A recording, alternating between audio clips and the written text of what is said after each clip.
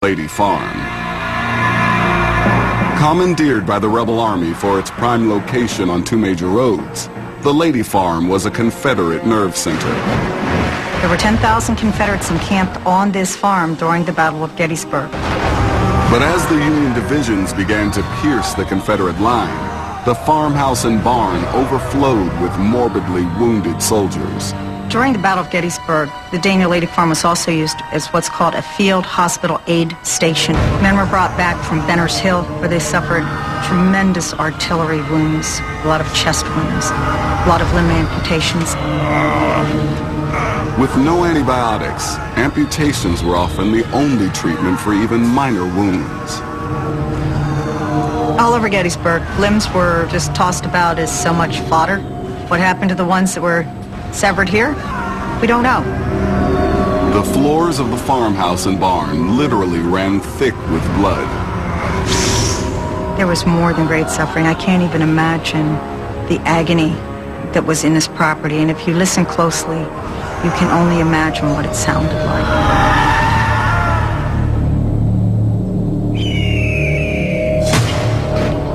To unlock the secrets hidden by time, the Preservation Association called in the ghosts of Gettysburg to investigate.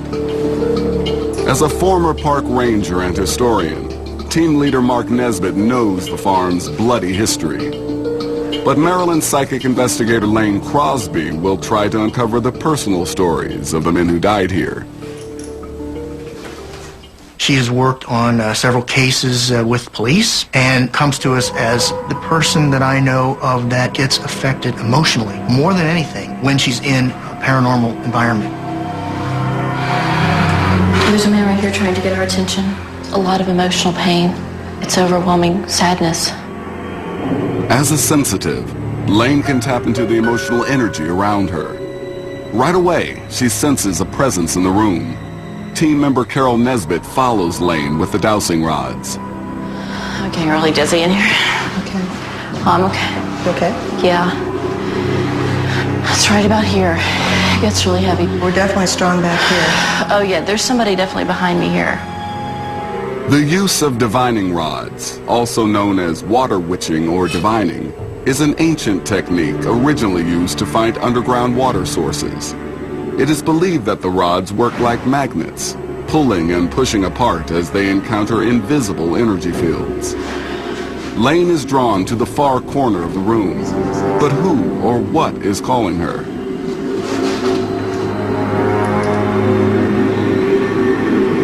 Isaac. What is your last name? He's wearing gray. It's double-breasted. There are lots of buttons. He's kind of showing me where he's hit. Isaac, if you're the one that's talking to Lane, can you cross the rods for me? Can you cross the rods for us, Isaac? He's trying. He's very trying. There you go. He's trying. I know it takes a lot of energy. Once you get it once, I need you to tell me that again.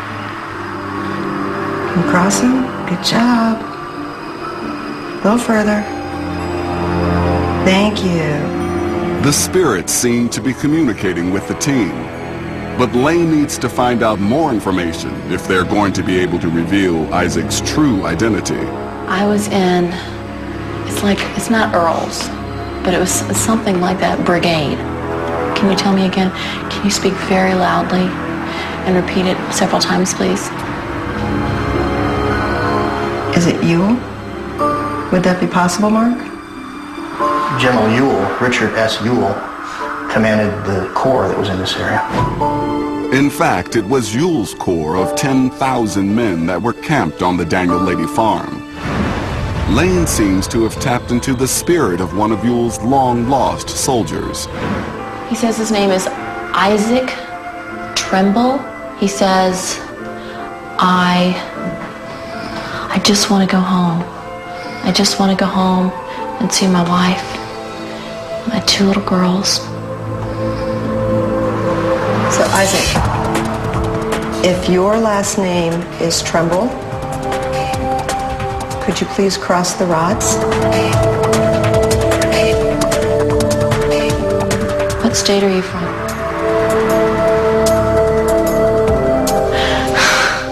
The great state of Georgia. Georgia. Okay. Are you from Georgia?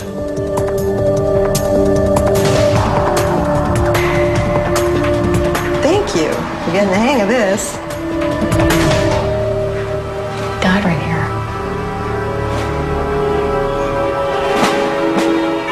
There was blood all over the floor. To validate Lane's psychic feelings, Mark decides to investigate on his own. After night descends on the farm, Mark uses black light to examine the floorboards. Throughout the parlor, eerie forms begin to illuminate on the doors, walls, and floors. And you can see some stains, including the 4 fingerprints right there. And the thumbprint, obviously, someone sat against this wall. Then, in the very same corner where Lane was sensing the spirit of a man named Isaac, some unusual bloodstains appear. When talking with the soldier tonight, he told us he was wounded in the side, and he showed me his wounds, and he also said there was blood everywhere. We can see a mass of blood right here. And then it seems like 2 trails of blood off this way, which could be legs. Apparently someone was wounded in the abdomen and bled quite a bit to the back of his uniform and then down the legs to some extent. Looking at it from a skeptic's point of view, she actually found the areas where the bloodstains seemed to be very large and very bold. Lane hit on what seemed to be the hot spots. The team at the Ghosts of Gettysburg are used to dealing with skeptics. But when science backs up a medium's vision, it's hard to dispute that the Daniel Lady Farm is still haunted by its ghosts of the past. Coming up, a chilling photograph. You see what appears to be a reenactor leaning against the rocks. However, you can see through him. And later, a terrifying glimpse into an unusual basement.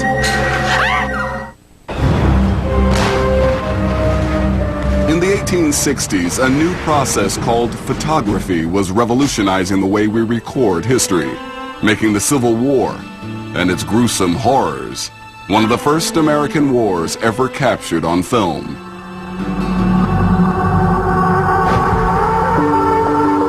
Since then, paranormal investigators have realized that photographs record much more than what the naked eye can perceive. From eerie hazes, to orbs of light, to full-blown apparitions. Documenting these anomalies is a crucial objective in any ghost hunt. We like to have a scientific method of detecting things first, and then we like to record them. And this can be anything from a regular camera to a reel-to-reel tape recorder to a digital recorder or even night shot, the infrared on their cameras to try and detect ghostly phenomena. Are these occurrences just weird technical glitches? Or could they be solid evidence of life after death? Orbs, I know their energy. What kind of energy? I'm not sure.